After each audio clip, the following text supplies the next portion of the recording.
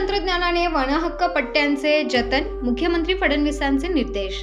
राज्यात वनहक्क कायद्याची प्रभावी अंमलबजावणी सुरू असून आधुनिक तंत्रज्ञानाच्या सहाय्याने वनहक्क पट्ट्यांचे जतन करण्याचे निर्देश मुख्यमंत्री देवेंद्र फडणवीस यांनी दिले आहेत। आदिवासी विकास विभागाच्या पुढील 100 दिवसांच्या आराखड्याचा आढावा घेताना त्यांनी हे निर्देश सह्याद्री अतिथीगृह येथे झालेल्या बैठकीत दिले।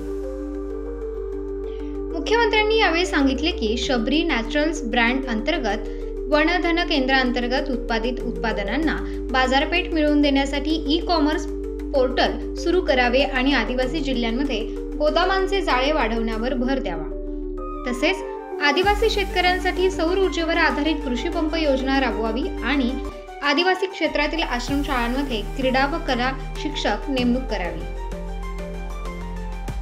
स्कॅनिंग व डेटा एंट्री पूर्ण करून आधुनिक पद्धतीने वनहक्क पट्ट्यांचे डिजिटायझेशन करणे, शबरी नॅचरल्सचा विस्तार, उत्पादनांसाठी ई-कॉमर्स पोर्टल सुरू करणे व गोदामांची संख्या वाढवणे, आश्रमशाळांमध्ये आदिवासी क्रांतिकारकांचा इतिहास पुस्तक स्वरूपात पुढील पिढीपर्यंत पोहोचवणे, सौर ऊर्जेचे कृषी पंप याची आदिवासी जिल्ह्यांमधील मागणी पूर्ण करणे,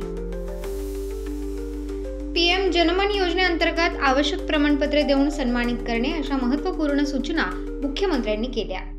बैठकीदरम्यान मुख्यमंत्री देवेंद्र फडणवीस यांच्या हस्ते शबरी आदिवासी वित्त व विकास महामंडळाच्या शबरी नॅचरल्स किटचे उद्घाटन करण्यात आले। बैठकीस आदिवासी विकास मंत्री अशोक उईके, मुख्य सचिव सुजाता सौनिक, वरिष्ठ अधिकारी तसेच शबरी महामंडळाचे प्रतिनिधी उपस्थित होते।